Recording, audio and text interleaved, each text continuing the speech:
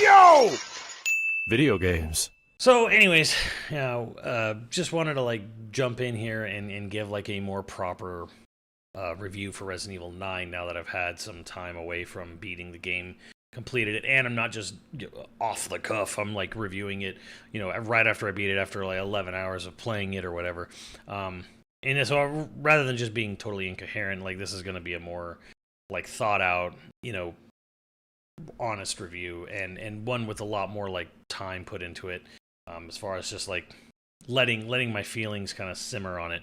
But yeah, Resident Evil 9, obviously not quite the 9th, but more like the 13th or 15th, depending on how you look at the games and the remakes.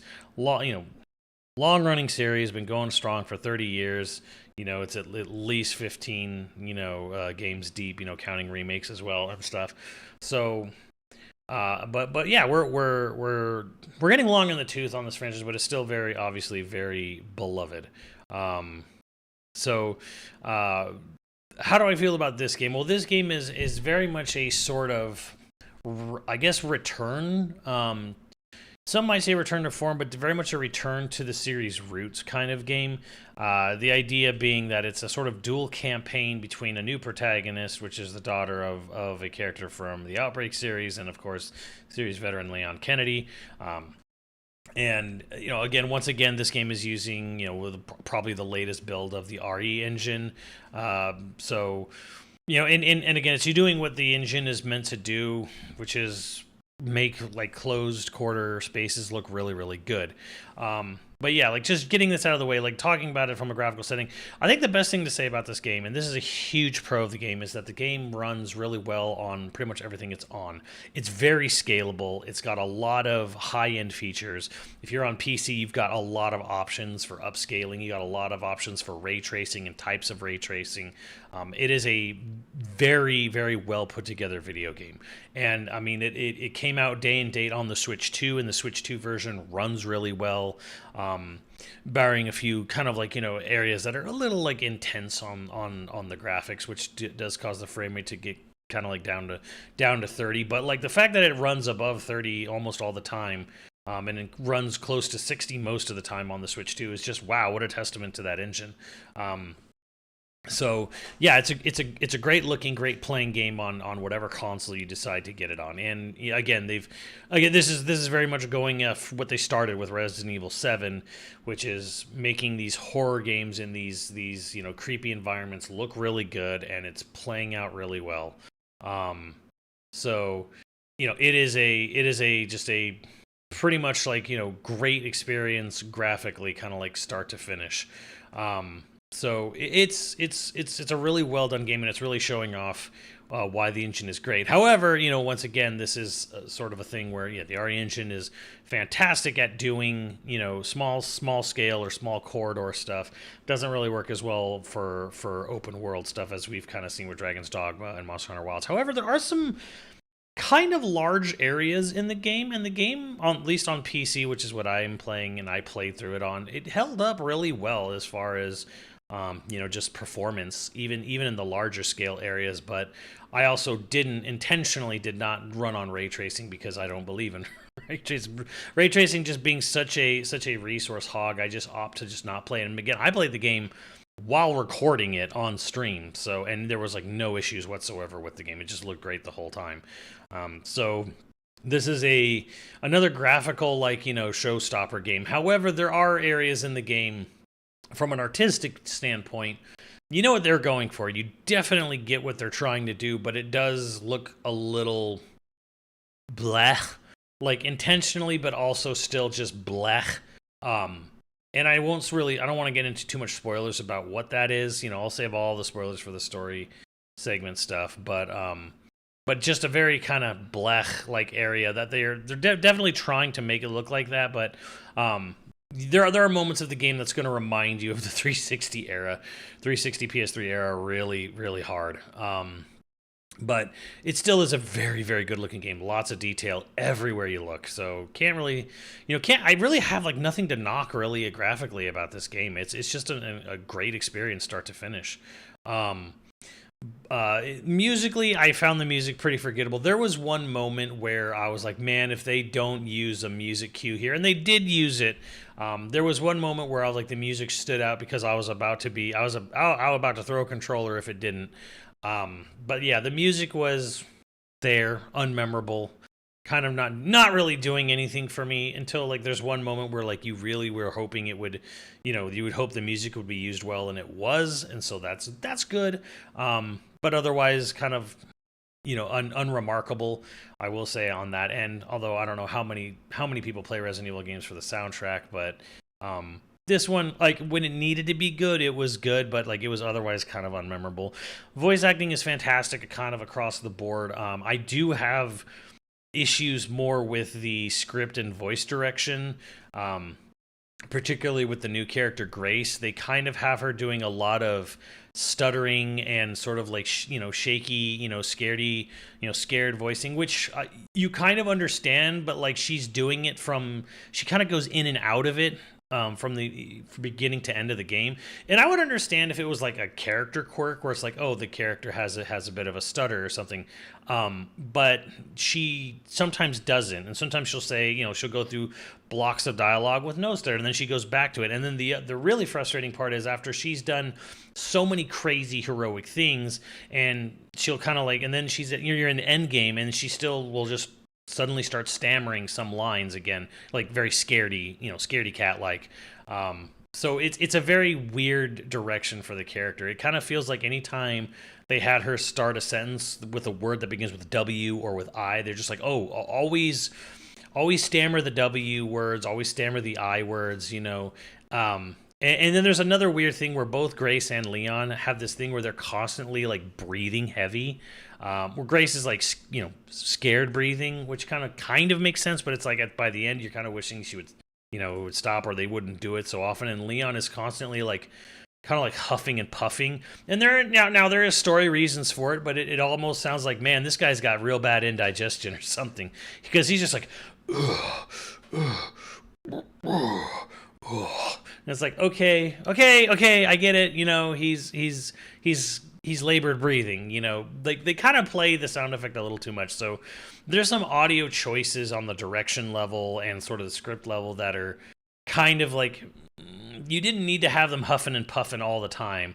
I get it. Maybe it's trying to do it for immersive. Now the game does offer first and third person viewpoints, and maybe it's the result of like wanting to remind you of where the character is, how they're feeling. Maybe it's more for first person mode or not, but for reference, I played the whole game in third person because I did RS7 and RE9. I like those games quite a bit, but like I'm kind of over first person Resident Evil. I'm kind of done with it. So giving me the option to do third person, I'm just taking third person, and that kind of leads us into gameplay and design. Now, again, the game follows this formula pretty consistently of two protagonists, two different gameplay styles. It's you have Grace, who is very much a traditional Resident Evil survival horror OG style. Not fixed camera angles, not tank controls, but like she's very much survival horror. And then Leon is your action horror gameplay style. And Grace is very much like, it's like 150% Resident Evil. Like she gets her main crux of her gameplay is in we take an area where she's got like a central like hub area, this building that's old and it's creepy and it's got zombies and it's got lots of puzzles and it's got lots of backtracking and lots of key finding, and it's just 150% Resident Evil. And then you have your Leon segments, and then eventually he has like a larger portion where Leon's just sort of like arcade action sequences that don't last very long. But then, there's a part where you do play Leon for a long, and they try to give Leon a sort of hub world zone of his own. The problem is that it's neat, but it also kind of slows down the pacing, because Leon is so action man that when you give him a big area to run around in and look for items and objects and kind of do the whole Resident Evil look for keys segment, with Leon, it almost is like there's not enough enemies to almost justify it. Like his stuff starts to slow down a bit because Leon's just so good at dealing with action scenarios in this game that like when he gets his large gameplay portion, it's a little bit like, okay, well, it kind of slows a bit just because with him you're expecting action, but they sprinkle in lots of different scenarios. And in between the whole running around, in between the backtracking, they do give Leon really cool, like little gameplay, little tiny little nuggets of different gameplay scenarios. And I won't go into what they are because that would really spoil the fun for anyone kind of still jumping into the game. But they try to do this thing where it's like, imagine you have a hub for Leon and all the little points of interest have a unique action scenario, and they're fun and they're cool. It's just that like, yeah, the running back and forth kind of gets old with him for a little bit. And then for me personally, like with Grace, it's one of these things where I would just say it's 150% Resident Evil. I was really kind of over the whole. It kind of made me realize that I'm bored with survival horror. I'm bored with the stalker enemy type. I am bored with the hiding in the shadows, hiding around, under things and corners. I think for people who like the survival horror, the hide and seek aspect, you're gonna love it. And I don't think it's bad, and I don't think it's handled bad, but I do think I am like really tired and over the survival horror. I'm unable to do anything kind of on my own style of whatever Grace has, because there's moments where it's like you'll be walking forward and then there's a scripted event where the stalker enemy jumps down in front of you and you have to take a few steps back and just wait behind a doorway.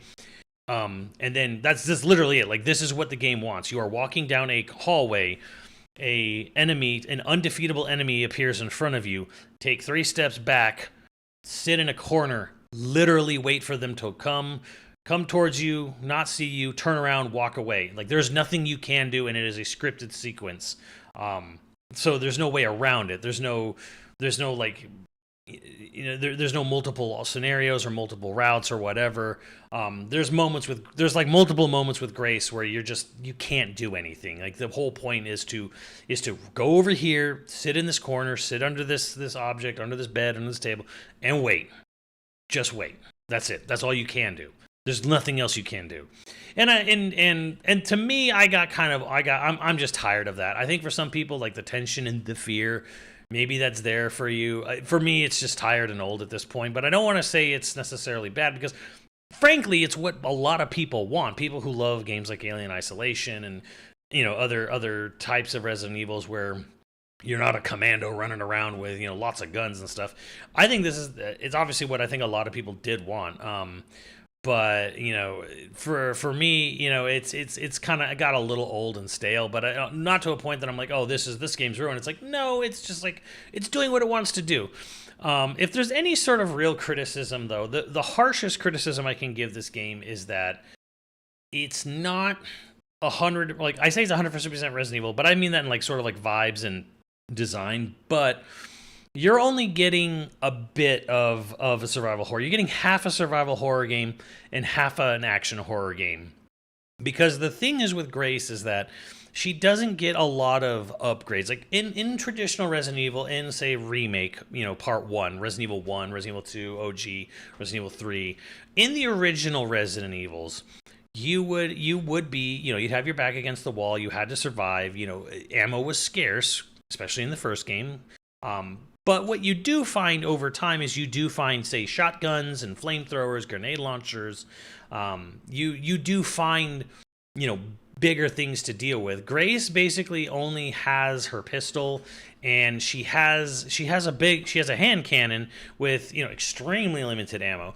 And so they introduced the idea of, okay, so Grace has this ability to collect blood from enemies, and she can craft a very limited supply of these sort of like revenge like sneak up mechanics where she can kill a zombie or kill a creature by stabbing it in the back, with this blood vial thing. And the thing about that is that there's so many zombies and so many things you do have to deal with Grace, and there's just not enough empty syringes to really deal with everything.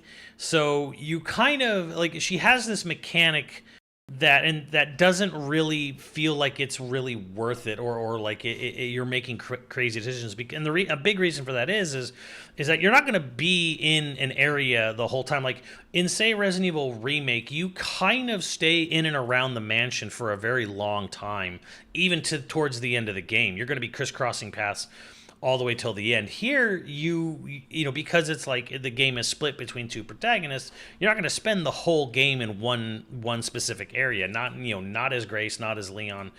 They're going to move around, and you're just not going to have the weird opportunity. You're not going to have the opportunities to sort of build up your character. There's a little bit of an upgrade. Everyone, you know, Grace and Leon both have upgradable abilities, stats, whatever, but they're much smaller. You know, it's not like Resident Evil 4, you know, where you have a ton of weapons in the game and all of them can be upgraded a lot of different times and in different ways.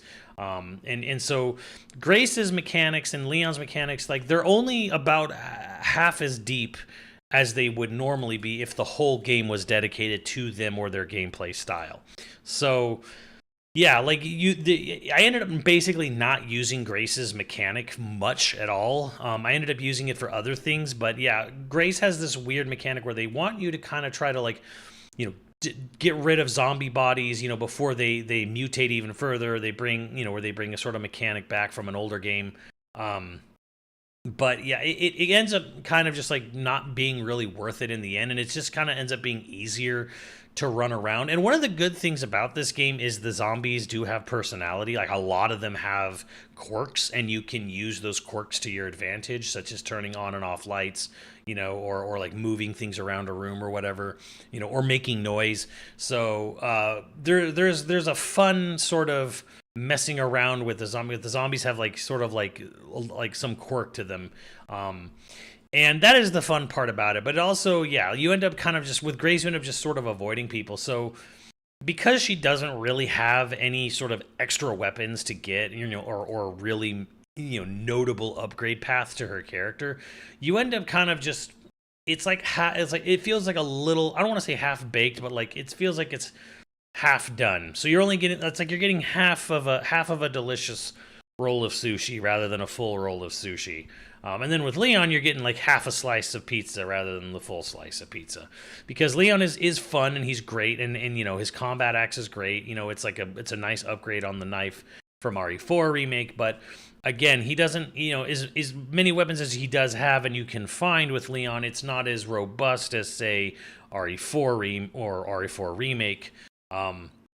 So you don't quite get the full, like, you know, I'm gonna you know, really jack my character up and he's gonna be full Rambo, because the game just isn't big enough. You know, it isn't, you know, doesn't have you know, that much areas, that much time. And again, the characters do kind of like move from space to space, so it's not like you can just go back all the time and just recollect stuff. So yeah, basically you're getting two halves of two good but very different types of horror games.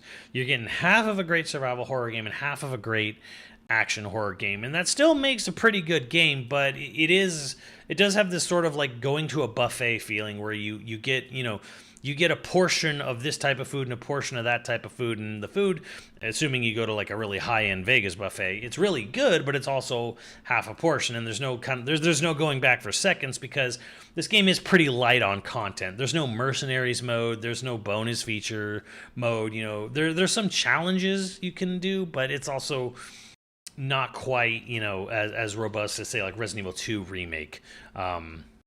So, you know, maybe this will come in DLC. You know, who knows? If they don't know if they'll charge for it or not. But Capcom's been kind of bad. You know, they've been good, and I mean, mostly pretty good on some stuff. Sometimes they give you good free DLC for the latest Resident Evil games, and sometimes they charge you for the good stuff. But I mean, otherwise, it's like, again, it's two halves of two very different but two very good horror type games.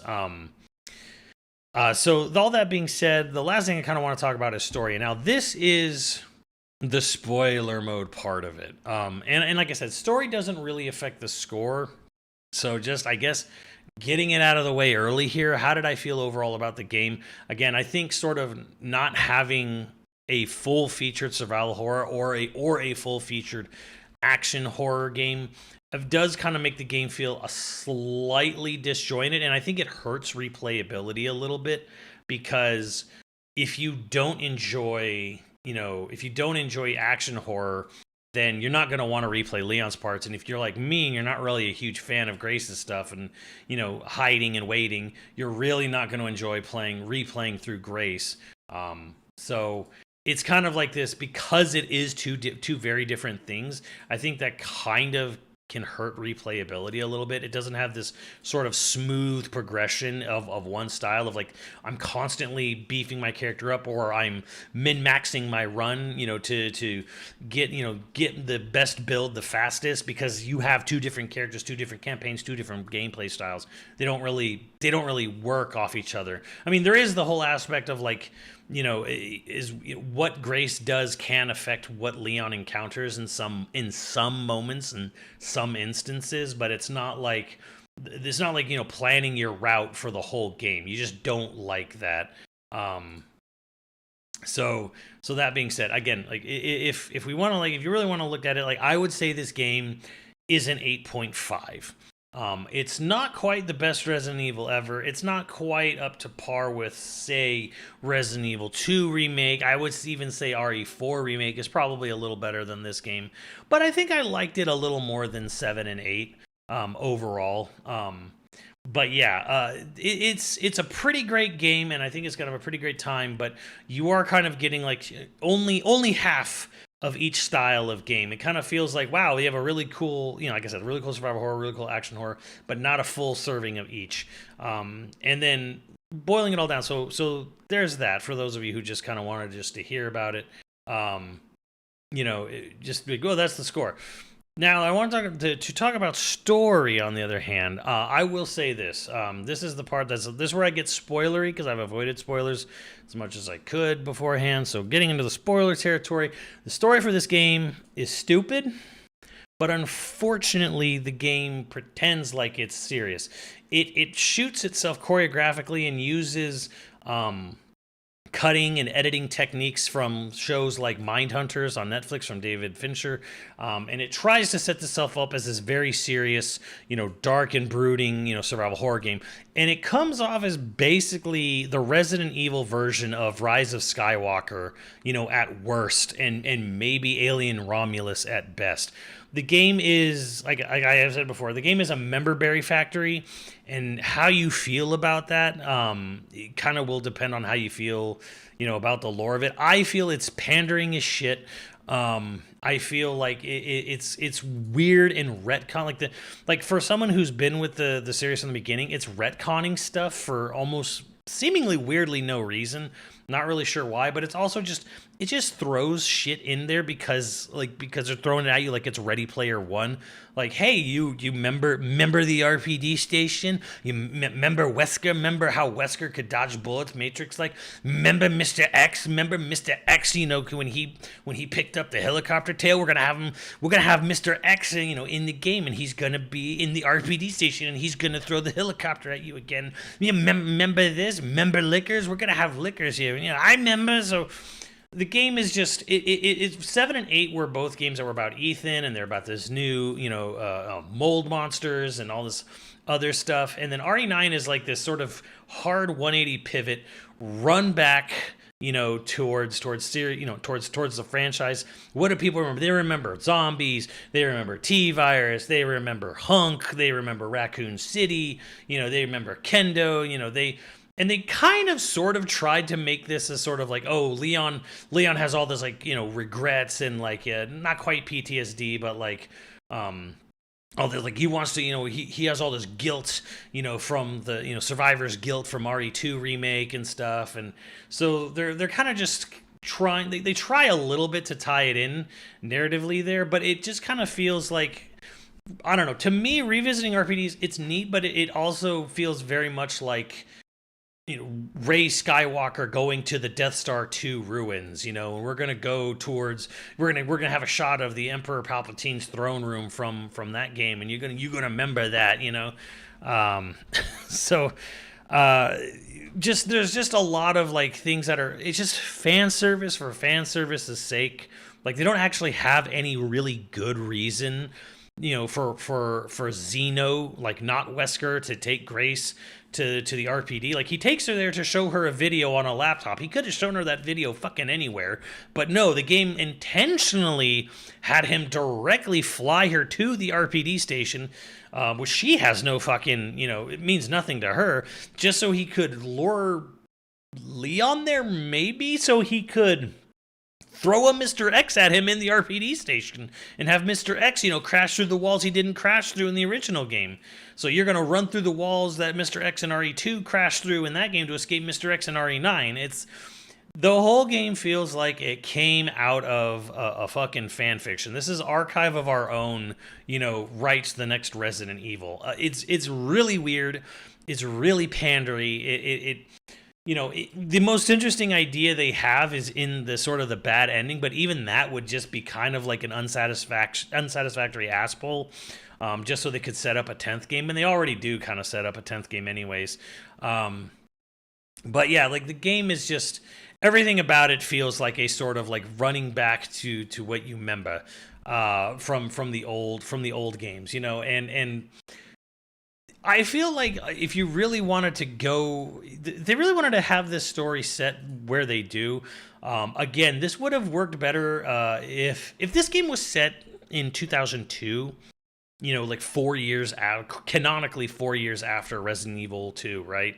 2 and 3. This would work a lot better. Like this would be a much better plot, like the whole plot of that there was actually secretly a third lab buried even deeper underground in Raccoon City, and that they were for the past 30 years actually, manufacturing and selling BOWs in this third lab, super secret high-tech lab. They've been doing for 30 years in the middle of a crater in a quarantine zone that they had to have, staff and researchers and scientists and all kinds of high military guard apparently had to be going in and out of there and selling stuff. And there's files talking about, oh yeah, the plant overgrew our delivery, our backdoor delivery system. Be careful of Plant 43 there. Like it's so weird and dumb that they have this, they try to set up this plot of and then we're gonna redeem Spencer. He was actually trying to atone for his sins, before he died, kind of thing. It's all very dumb, and I think it would work better if this was okay, well, it's been 4 or 5 years after Raccoon City got bombed, because they're trying to imply that the government covered up Raccoon City. They bombed it to cover it up, but then they just kind of let this crime organization that they introduced called the Connections, which is just the latest, the family, Corporation S, Seashell, whatever. They've had different names throughout the years, but they just keep renaming them or coming up with the family was actually just a side, just a splinter group of the now it's the Connections, as they call it. So they just keep adding more lore. There's always a bigger, badder, more powerful shadow organization really controlling everything behind the scenes of the scenes. Sons of the T-Virus, yeah. But it's all done in this weird service to this weird idea that Spencer was remorseful near the end of his run, and he created the antivirus to all his stuff. But the timeline is weird for it. You get a document after you beat the game called Grace's Report, and it's just a weird mishmash mush of retcon for old series lore. So to me, I feel like this game is setting up the remake timeline, which is going to be completely different, because RE2 remake, RE3 remake, RE4, they're actually different. They actually retcon stuff in those games really hard. And I feel like if we do get a Resident Evil 0 and Code Veronica retcon, that eventually we're probably going to get a Resident Evil 1 retcon, and you're going to have a whole remake timeline that is just completely separate from the old game's timeline, which also makes it weird because that has the lingering question of is 5 and 6 canon, or is 6 the end of canon for the old timeline, or is 5 and 6 still technically happen in the new timeline, or is it different and we just going to eventually someday get to remaking 5 and 6?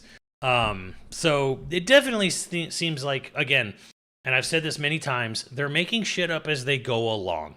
They've been doing it all the whole time. There's never been a sort of consistency or pre-planned, outlook for where the series is meant to go. They change directors, they change writers, they do it all the time. Series has been going for 30 years, and they're making more and more shit up, and including this game, which the big bad of this game being Victor Gideon. He's kind of a fun, creepy villain, but the fact I'm like, who is he? Well, he's one of the top T virus doctors that was never mentioned in any of the other lore of any of the other spin-offs or mainline games for 30 years before us. We just made him up to be, oh, he's this super big bad who had tons and tons of money connections.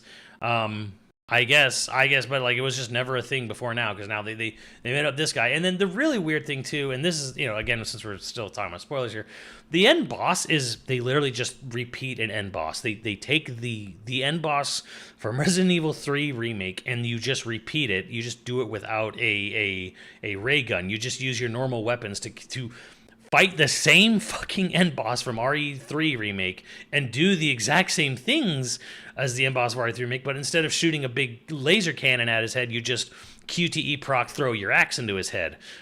So it's very much just like, okay, like oh, all right, like remember Nemesis? Yeah, we remember Nemesis. We're gonna fight Nemesis again. Oh, okay, sure. So it's very much a sort of like, all right, remember this, remember that. And yeah, the story's bad. It retcons and makes weird changes and additions to the story. It really just feels like weird pandering.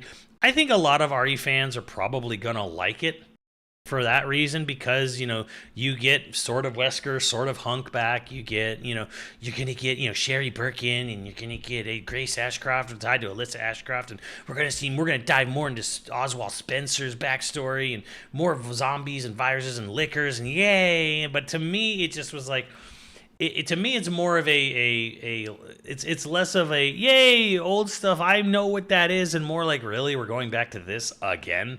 This kind of feels like a little bit like, I don't know. I think they're doing it maybe because of the timing. Hey, it's an anniversary title. We're doing it because of the 30th anniversary.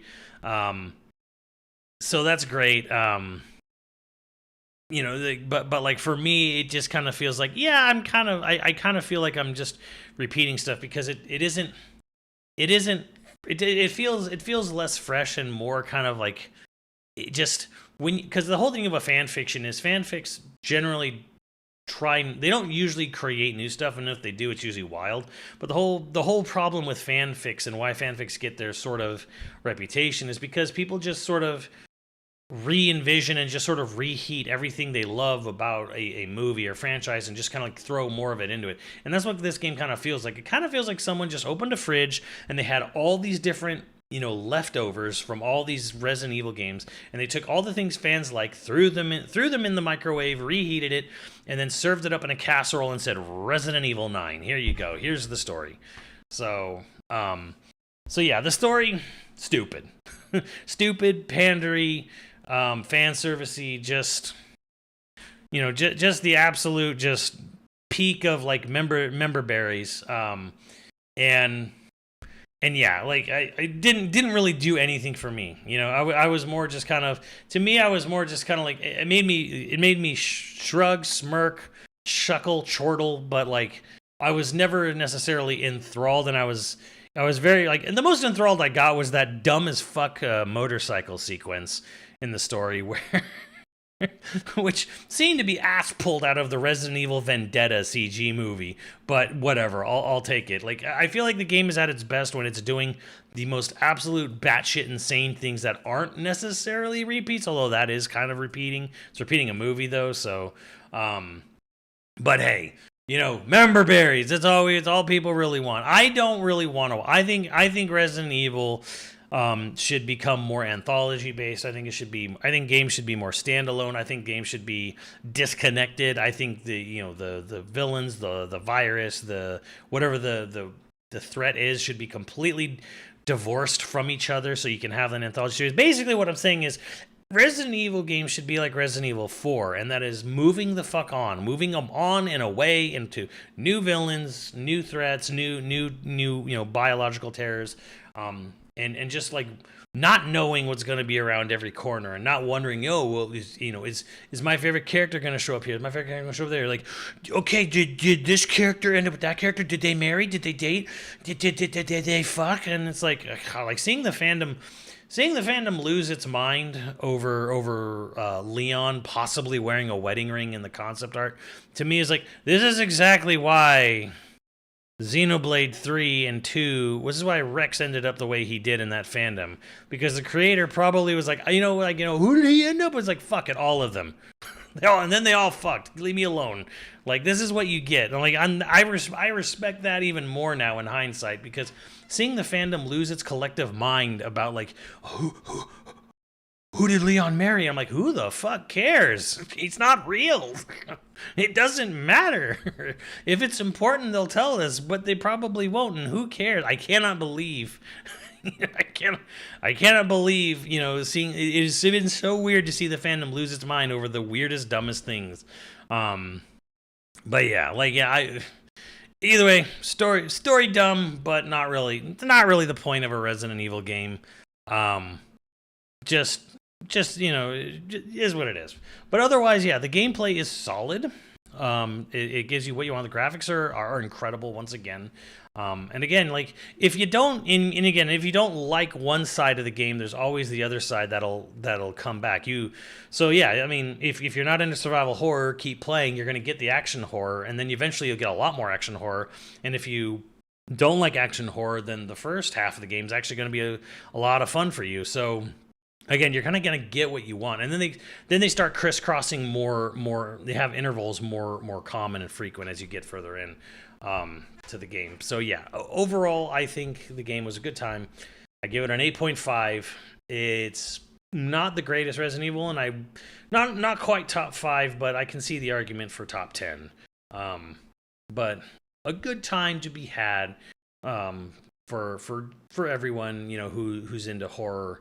Generally speaking, just don't go in expecting any sort of logic or consistency with the story, the characters actions, or to have anything really that surprising. It's if you're a longtime fan, it's going to be eye-rolling, groan-worthy. If you're looking for if you're looking for something that's like a very serious take on the subject matter, it kind of starts that way, but quickly fades away really quick.